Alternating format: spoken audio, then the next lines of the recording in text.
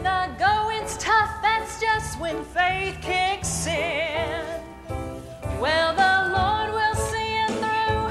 Yes, He's watching over you. Night and day He's telling you to keep the faith. So don't give up. Don't give up. Don't give in. Don't give in. Oh, when the going's tough, that's just when faith kicks in. So let your faith kick in. Well, the Lord will see you through. Yes, He's watching over you.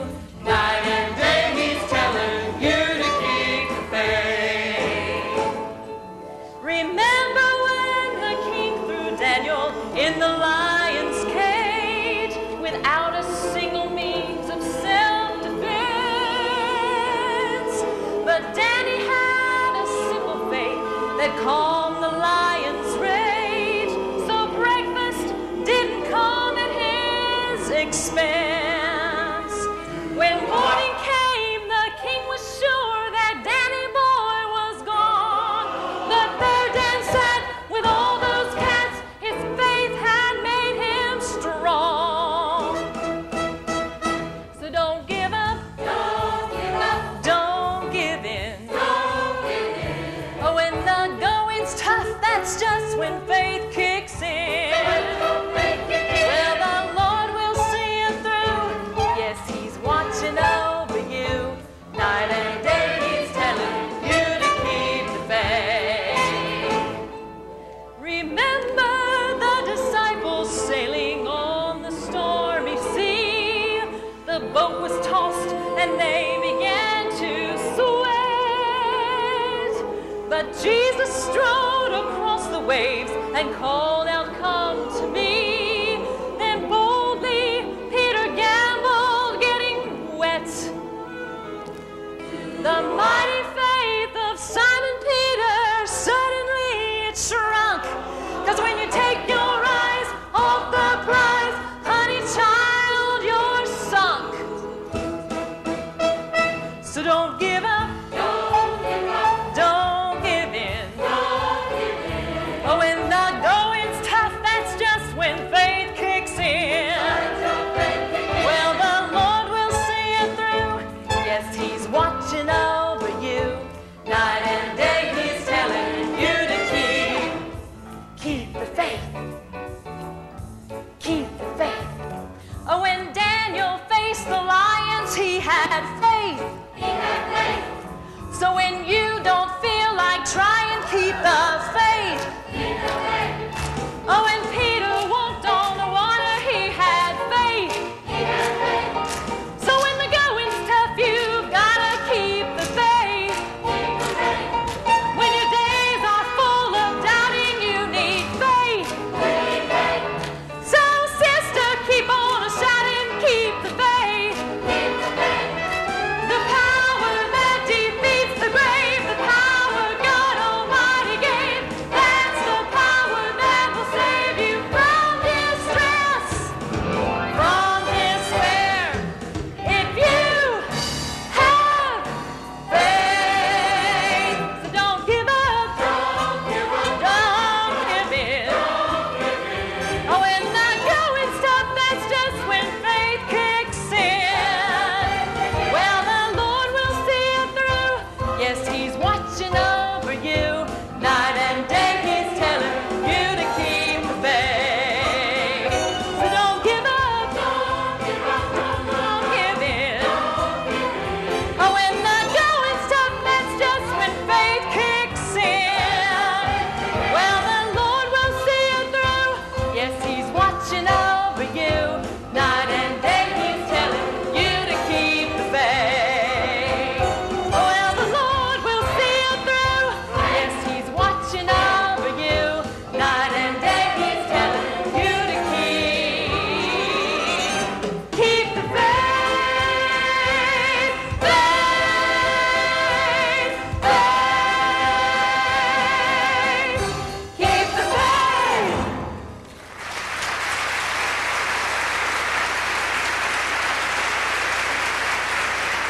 This is Garfield. What are you still doing on store property? I believe I made it perfectly clear that your employment with us ended exactly 4 minutes ago. So what are you doing standing on the furniture? Mr. Herzog, there's something you should know. Come on, Alice. Mr. Herzog, there's something you should know. And what's that? About your policies and the way you run the store. And Christmas, it's more than the green stuff. It's more than cash transactions and regulations and salamis. And if you don't take a leap of faith once in a while, you'll never get to Bethlehem. And I think there's such a thing as running too tight a ship. Mrs. Garfield, what are you talking about? Your ship's too tight, sir!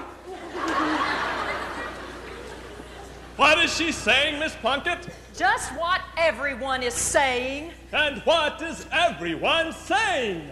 Oh, Mr. Herzog, what a wonderful idea to have a Christmas Eve madness sale. Such excitement, such savings. It's just like the old days at Herzog's. I'll say, you know, I've not done much shopping at Herzog's recently, but I certainly will from now on. Thank you, I think. It is certainly a pleasure to patronize a store that puts the customer before the almighty dollar. You can say that again. Will you be having another madness sale on the 26th? Well, I'm not sure. That is to say, the policy hasn't been established yet. Just a minute. Maxwell, what's going on? I'm not sure. Brother Sam, what's going on? Sometimes God takes a little longer than we plan. Shoppers, I apologize for all the earlier confusion of the afternoon, but concerning the so-called Herzog's Christmas Eve Madness Sale, there is nothing more to say except that... Junior! Daddy! Hello, Elliot. Before you say a word, I can explain everything. I'm not sure you need to. You see, I've been hearing the whole story from half of Holmesboro. Really? That many? Why, my telephone hasn't stopped ringing for 1 solid hour. I've heard from new customers, old customers, why, even the boys down at the 47th Precinct. All anyone can talk about is this Christmas Eve madness sale. It seems to have turned this town and this whole store upside down. So I only have one thing to say about all this. I've weathered many a storm and gale, sir. Fire away. Brilliant sales strategy, son. I didn't think you had it in you. Oh, I know I promised not to interfere when you took charge 5 years ago, but I simply had to come down here and see for myself and say everything is shipshape. Oh, I'm surprised. I mean, it should come as no surprise that I would institute a marketing campaign which would so capture the spirit of the season. I met some resistance at first, but I alone stood firm, insisting that regulations not stand in the way of making everyone's Christmas. Actually, there was someone else who lended some assistance. Dixie Plunkett, my faithful bookkeeper, was right there. And of course, Brother Sal and the Holy Shouters Band helped keep the atmosphere. Actually, it was a group effort. Every single customer contributed. Oh, all right, it was Alice Garfield's idea. I suspected someone else was involved. Congratulations, my dear. Whatever gave you the inspiration? I was just trying to get a special present for someone. That's what Herzog's has always been about. For 42 years. I'm really proud to have someone like you on Herzog's payroll. Aren't you, son?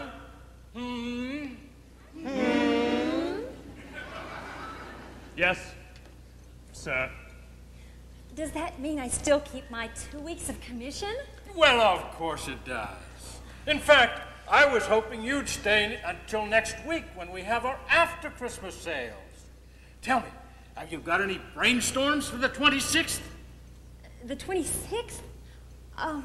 But that'll be too late. I need the money now. Yes, Mr. Herzog, I do have a brain. I mean, a brainstorm. What are you talking about? We'll have a sale now. After all, we've got 10 minutes left until 5 o'clock, and we haven't moved many of these overstocked dolls and paddles, so let's offer them at a special price. But we've already tried half-pricing them. No, double the price. What? Half the proceeds can go to Brother Sam's soup kitchen, and the toys can be given to the needy families at his church service tonight. That is the most irresponsible, addle-brained, unprecedented scheme I've ever heard. I love it! And I love it.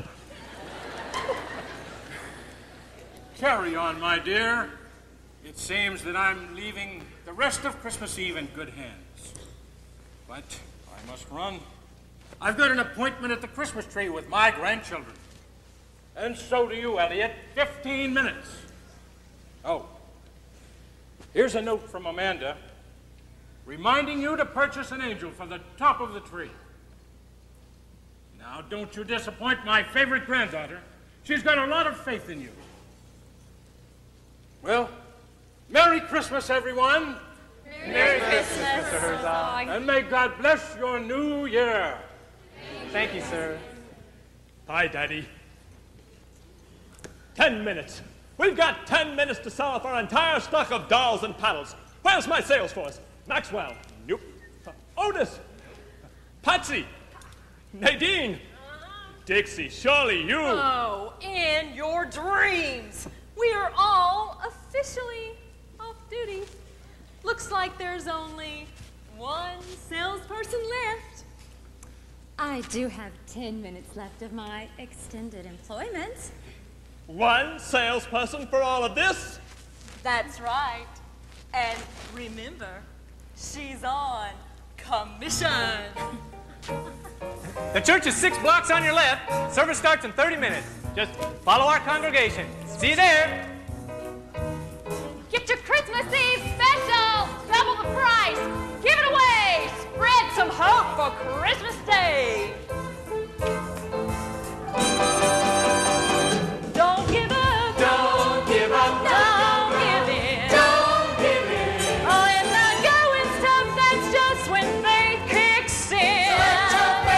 Well, the Lord will see you through. Yes, He's watching over you. Night and day He's telling you to keep the faith. So don't give up. Don't give in. Oh, and the going's tough, that's just when faith kicks in. Well, the Lord will see you through. Yes, He's watching over you. Night and day He's telling you to keep the faith. Well, the Lord will see you through. Yes, He's watching over you. Night and day He's telling you to keep the faith. Keep the faith.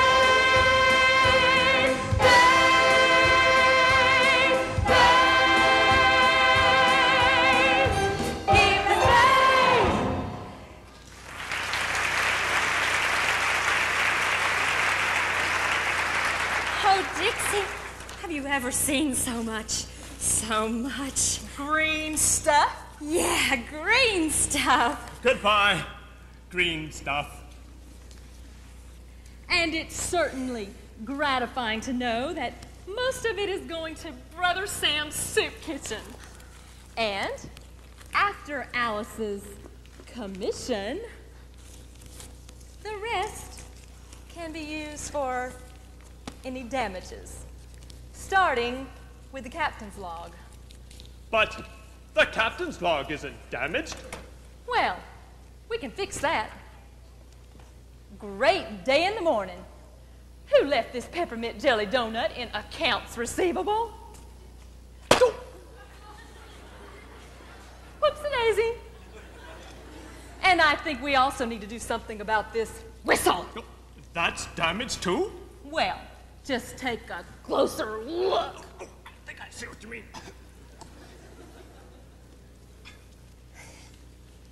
You know, Brother Sam, you were right. If we stay focused on our problems, we can never see past them, even when God's there all the time. Well, it's a good thing he's so willing to wait for us, no matter how long we take. I'll see you tonight, Alice. Okay. Oh, Dixie, let's start adding this up. Oh, I hope and have enough money for my kids' presents. Oh, you will, darling, you will. Just keep the faith. Maxwell, are you all right? You're awful quiet. I just finished double-checking the inventory, you know. Big sale on Christmas Eve's a good time to take stock where things are. Christmas Eve is a good time to do that. And it certainly was quite a sale, wasn't it? Boy, I can't get over those people paying double the price for something they didn't even want, then giving it away. They're gullible fools? That's not what I said this time. Sam, about earlier today, some of the things, well, all the things, what I want to say is, boy, what do I want to say? Merry Christmas, Maxwell. That's all you need to say. Don't worry about it. So you just about to head home? Sure not going to spend the night in that drafty icebox. No. I mean, are you going to spend Christmas with your family? My family has passed on. I'm sorry. The Depression killed my parents. First Dad, then Mom. Watching your folks both work themselves into an early grave tends to color your perspective. I swore 5 years ago I'd never be poor again, that I never let that happen to me. So far I haven't. Were the times you spent with your mom and dad happy? Always. Then you weren't poor. What are you talking about? We were one step away from being destitute, especially at Christmas. I'll tell you what colors my perspective, especially at Christmas, that at the center of our most expensive holiday is a baby who entered the world homeless, wrapped in rags, and, well, destitute. Sometimes I think he came that way so people like us would listen to him. At least when he talked about what brings real success in this life. Like when he said, what good will it do you to gain the whole world but lose your soul? Not to worry, we were never in any danger of gaining the world. When it was just Mom and me, half the time we didn't know where our next meal was coming from. At Christmas, she'd have to take an extra job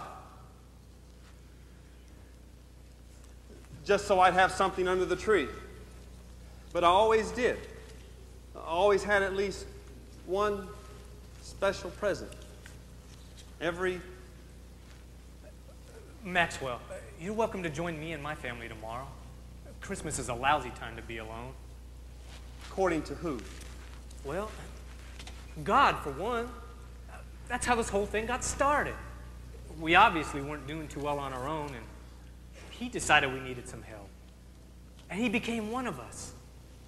He even took a name that means just that. Emmanuel. God with us. That's a comforting idea if you live in a world made of nativity sets and Christmas cards. In my world, people leave. People die. You're a lot better off just learning to depend on yourself. Yes, people do let you down, and we're all going to die. Both of those facts are pretty certain. But I'm equally certain of the fact that Jesus came to take care of both those issues. What, with a manger? No, not only a manger. Christmas was just the beginning. Start at the manger on a cold winter night. Look for the star in the sky, then follow its light. It leads to a Savior for a world that is lost. Start at the manger, then go to the cross. Imagine that you own the wealth of the world, all of its silver and gold. What good will it do when tomorrow arrives and your heart is empty and cold? Start at the manger where redemption began. When Jesus stepped down from his throne to die as a man, all of our riches, we will count them as loss if we start at the manger, then go to the cross.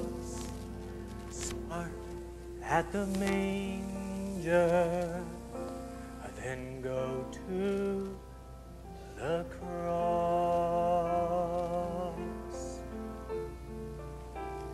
The invitation for tomorrow still stands. You know, if you don't have plans tonight, maybe you'd like to come over to the service. You'll have a packed church.